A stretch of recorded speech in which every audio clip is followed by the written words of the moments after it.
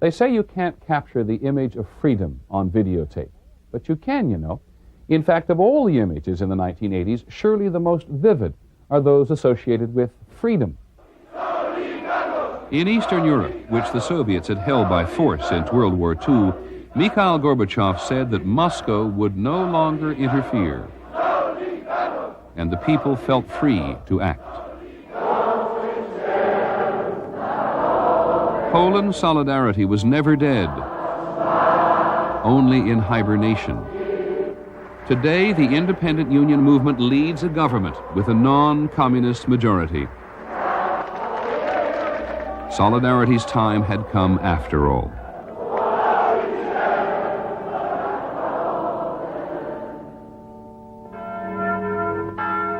In Hungary, where Soviet tanks had broken the last revolution in the 1950s, the revolution of the 80s was gradual. But the Communist Party was forced to apologize for the Soviet crackdown in the 50s, and the party was forced by the people to call free elections. And when Hungary began to roll up the Iron Curtain, tens of thousands of East Germans saw it on West German television. The word spread in no time. Wunderbar, super, ganz super.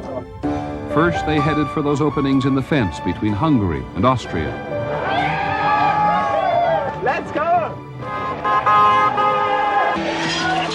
And then they headed for the West German embassy in next-door Czechoslovakia.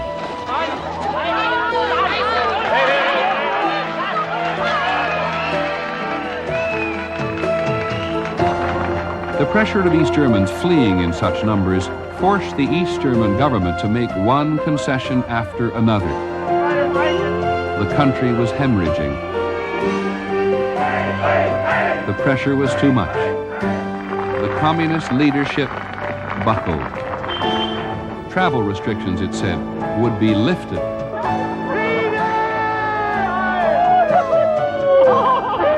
It was a momentous declaration.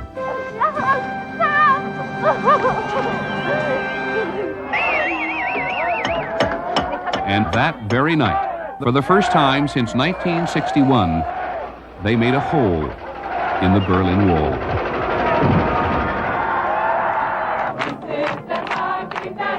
It had not seemed possible only months ago.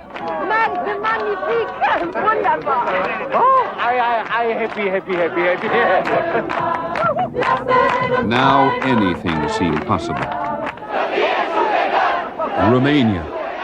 In the last days of the decade, even the hardline leadership of Nicolae Ceausescu, who had gunned down his own people to stay in power, finally folded.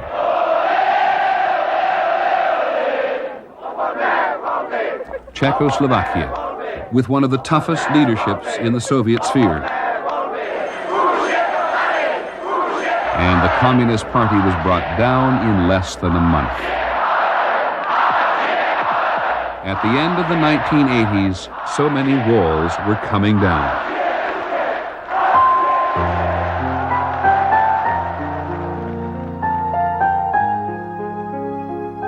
It was a magnificent decade for democracy.